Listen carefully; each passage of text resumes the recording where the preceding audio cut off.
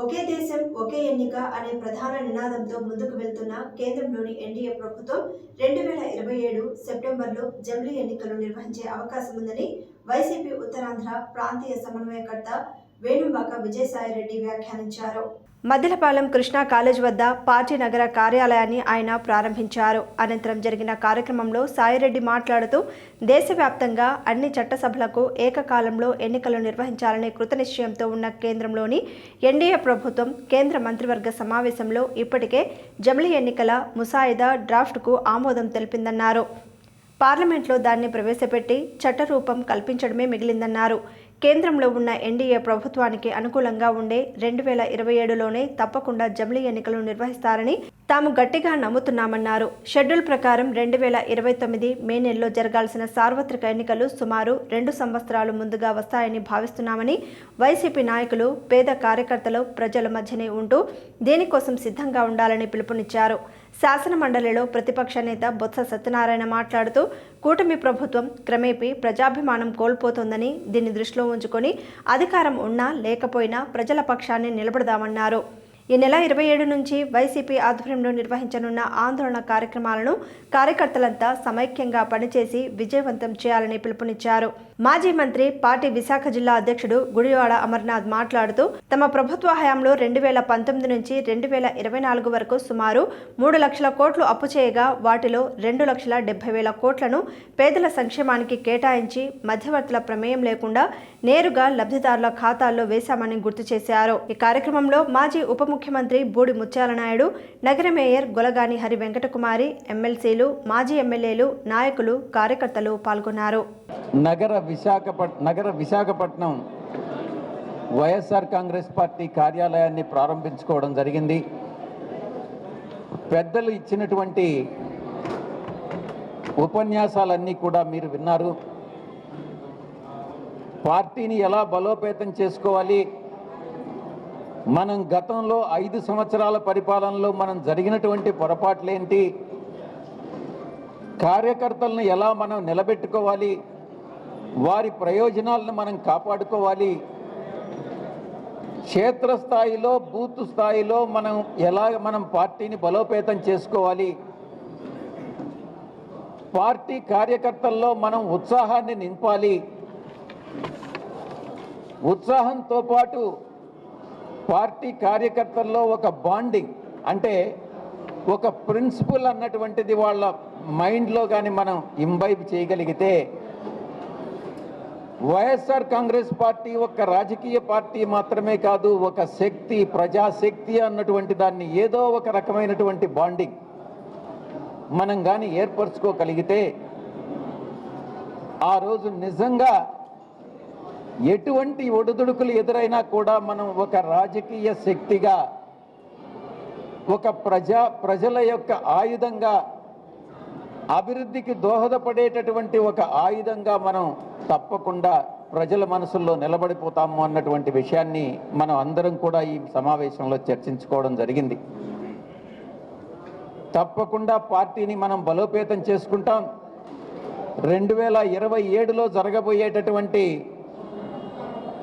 ఒక దేశం ఒక ఎలక్షన్ అన్నటువంటి బిల్లుని పార్లమెంటులో ఆమోదించినట్లయితే 2027లో తప్పకుండా ఎన్నికలు జరుగుతాయి.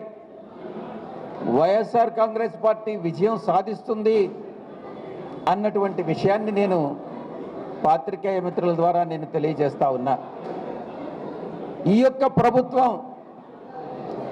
చంద్రబాబు నాయుడు ప్రభుత్వం ఈరోజు అనుసరిస్తున్నటువంటి విధానాలు, ప్రజా వ్యతిరేక చర్యలు, ఏ గ్రామానికి వెళ్ళినా కూడా గ్రామాల్లో ఉన్నటువంటి వైఎస్ఆర్ కాంగ్రెస్ పార్టీ సపోర్టర్స్ ఎవరైతే ఉన్నారో వాళ్ళని ఊర్ల నుంచి తరిమేయడం, ఊర్ల బయట వాళ్ళు టెంట్లు వేసుకొని నివసించడం, ఒక భయానకమైనటువంటి వాతావరణాన్ని తెలుగుదేశం పార్టీ ఈరోజు సృష్టించి,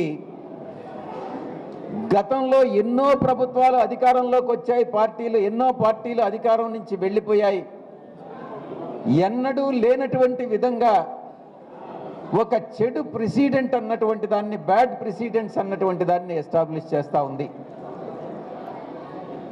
మనం ఒక తప్పు చేస్తే ప్రజానాయకుడిగా, ఒక పొలిటికల్ పార్టీగా ఒక తప్పు చేస్తే భవిష్యత్తులో అది మనల్నే చుట్టుముడుతుంది, మనల్నే తినివేస్తుంది అన్నటువంటి విషయాన్ని మనం అర్థం చేసుకోవాలి. కాబట్టి నేను ఒక్కటే చెప్తా ఉన్నా, ఏ కులంకోనో ఏ మతం బేస్ చేసుకోనో ఈ ఒక్క వ్యక్తి ఫలాని కులానికి చెందినటువంటి వాడు, ఈ యొక్క వ్యక్తి ఫలాని మతానికి చెందినటువంటి వాడు అన్నటువంటి భావన లేకుండా పేద బడుగు బలహీన వర్గాల యొక్క శ్రేయస్సే ప్రధానంగా భావించి కులాలకి మతాలకి అతీతంగా మనం పథకాలు చేయాలి అన్నటువంటి విషయాన్ని మనం గుర్తించడం జరిగింది. తప్పకుండా మనం అధికారంలోకి వస్తే అది అమలు చేస్తాం. ఈరోజు తెలుగుదేశం పార్టీ ప్రభుత్వం వైఎస్ఆర్ కాంగ్రెస్ పార్టీ నాయకులందరి మీద కూడా కేసులు పెడతా ఉంది. ఉదాహరణకి రాత్రి నా దగ్గరికి వచ్చి నాకు సంబంధం లేనటువంటి కేసులో, కాకినాడ సీపోర్ట్స్ కేసులో, ఆ కేవీరావు అనే వ్యక్తి ఎవరో కూడా తెలియదు, అయినప్పటికీ కూడా నా పైన దొంగ కేసులు అన్నటువంటిది పెట్టడం జరిగింది, నోటీసులు సర్వ్ చేయడం జరిగింది. నేను ఒక్కటే చెప్తా ఉన్నా, మీరు ఏదైతే ఈరోజు చేస్తున్నారో అవన్నీ మిమ్మల్ని తిరిగి 2027 తర్వాత మిమ్మల్ని వెంటాడుతాయి అన్నటువంటి విషయాన్ని మీరు గుర్తుపెట్టుకోవాలి అని నేను చెప్తా ఉన్నా. నేను ఒక్కటే విజ్ఞప్తి చేస్తా ఉన్నా, వైఎస్ఆర్ కాంగ్రెస్ పార్టీ సపోర్టర్స్కి కానీ, కార్యకర్తలకు కానీ, నాయకులకు కానీ భయపడాల్సినటువంటి అవసరం లేదు.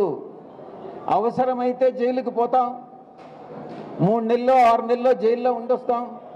తప్పుడు కేసులు పెట్టినంత మాత్రాన భయపడితే మనకు ప్రజాసేవ చేసేటటువంటి భాగ్యాన్ని మనం కోల్పోతాం. భయపెట్టినంత మాత్రాన మనం పార్టీలు మారడం అన్నటువంటిది ఉండకూడదు.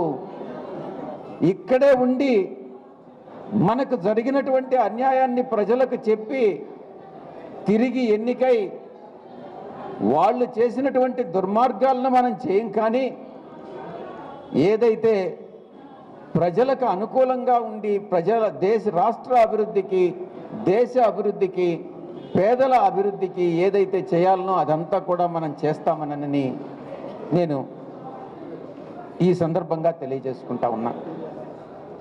రకరకాలైనటువంటి కేసులు ప్లాన్ చేస్తూ ఉన్నారు. లిక్కర్ కేసట, శాండ్ కేసట, ఇదేదో సీపోర్ట్స్ కేసు అంట. ఆ రకంగా రకరకాలైనటువంటి కేసుల్లో మనల్ని ఇంప్లికేట్ చేయాలన్నటువంటి ప్రయత్నం జరుగుతూ ఉంది. నేను ఒక్కటే చెప్పా, మీరు లుకౌట్ నోటీసులు ఇవ్వాల్సినటువంటి అవసరం లేదు. నేను ఈరోజు ఇక్కడికి వచ్చాను, నా మీద లుకౌట్ నోటీస్ ఇచ్చారు. ఈరోజు కావాలంటే అరెస్ట్ చేసుకోవచ్చు కదా. లుకౌట్ నోటీస్ ఇవ్వాల్సినటువంటి అవసరం ఏముంది? నేను ఒక్కటే చెప్తా ఉన్నా, ఏ రోజు కావాలనంటే మీరు రావాల్సిన అవసరం లేదు. మీరు పిలిస్తే మీ యొక్క సిఐడి ఆఫీస్కి నేను వస్తాను, మీరు అరెస్ట్ చేసుకోవచ్చు. ఎందుకంటే తప్పు చేయలేదు కాబట్టి, తప్పు చేయనటువంటి వ్యక్తి ఏ రోజు భయపడడు అన్నటువంటి విషయాన్ని నేను తెలియజేస్తా ఉన్నా. ఎప్పుడైనా సరే రెడీ, యాంటిసిపేటరీ బెయిల్ కూడా అప్లై చేయను అని చెప్పాను. నేను ఒక్కటే ఛాలెంజ్ చేస్తా ఉన్నా, మీరు నోటీసులు ఇవ్వండి, మీరు డేట్ ఫిక్స్ చేయండి. 20వ తారీఖు డేట్ ఇచ్చారు. 20 దాకా పార్లమెంట్ ఉంది కాబట్టి నేను 20వ తారీఖు అటెండ్ కాలేను. 21 ఇక్కడ, 21 అక్కడికి పోవాల్సి వస్తుందేమో. అందుకనే మన పార్టీ అధ్యక్షులు పుట్టినరోజు పండుగలకు కూడా అటెండ్ కాలేకపోవచ్చు. కానీ నేను ఒక్కటే చెప్తా ఉన్నా, భయపడేది లేదు. భయం అనేటటువంటిది ఈ యొక్క వైఎస్ఆర్ కాంగ్రెస్ పార్టీ నాయకుల రక్తంలోనే లేదు అన్నటువంటి విషయాన్ని నేను తెలియజేస్తా ఉన్నా. ఏమైనా చేసుకోండి. ఇంకొక అలిగేషన్, నా మీద ఆరోపణలు కూడా చేశారు. నేను విశాఖపట్నంలో భూములు కబ్జా చేశానంట. నేను ఛాలెంజ్ చేసి చెప్తా ఉన్నా, నేను ఎక్కడ ఒక్క సెంటు గవర్నమెంట్ భూమి కూడా, 1 ఇంచి గవర్నమెంట్ భూమి కూడా నేను కబ్జా చేయలేదు. ఎవరో మా బంధువులు కొనుక్కుంటే అవన్నీ కూడా నేను కొన్నట్టుగా చిత్రీకరించి తన కుల మీడియా ఉంది కాబట్టి కుల మీడియా ద్వారా దుష్ప్రచారం సాగిస్తూ ఉంటే గమ్ముగా కూర్చునేటటువంటి పరిస్థితులు మనకు లేవు. అందుకే ఈ రకంగా ఛాలెంజ్ చేయాల్సి వస్తూ ఉంది. ఏమైనా చేసుకోండి, మీరు ప్రూవ్ చేయలేరు. ఎందుకనంటే నేను తప్పు చేయలేదు కాబట్టి. అందుకే ఏ కేసుకైనా మనం సిద్ధంగా ఉండాలి, జైలుకు వెళ్ళేదానికి సిద్ధంగా ఉండాలి. ఈ యొక్క ప్రభుత్వం ఏదైతే ప్రజా వ్యతిరేక చర్యలు వైఎస్ఆర్ కాంగ్రెస్ పార్టీని అణగదొక్కాలి, వైఎస్ఆర్ కాంగ్రెస్ పార్టీని సమూలంగా క్రూకటి వేళ్లతో కూడా పెగలించాలి అన్నటువంటి ఒకే ఒక ధ్యేయంతో ఈ యొక్క తెలుగుదేశం పార్టీ ఈరోజు ప్రభుత్వం పనిచేస్తుంది. కాబట్టి దాన్ని సమర్థవంతంగా తిప్పికొట్టాలని నేను మీ అందరికీ కూడా తెలియజేసుకుంటూ, నేను కూడా అదే పాటిస్తానని మీ అందరికీ తెలియజేసుకుంటూ సెలవు తీసుకుంటా ఉన్నాను. ఇప్పుడు మీరు ఏదైనా ప్రశ్నలు అడిగితే అడగచ్చు.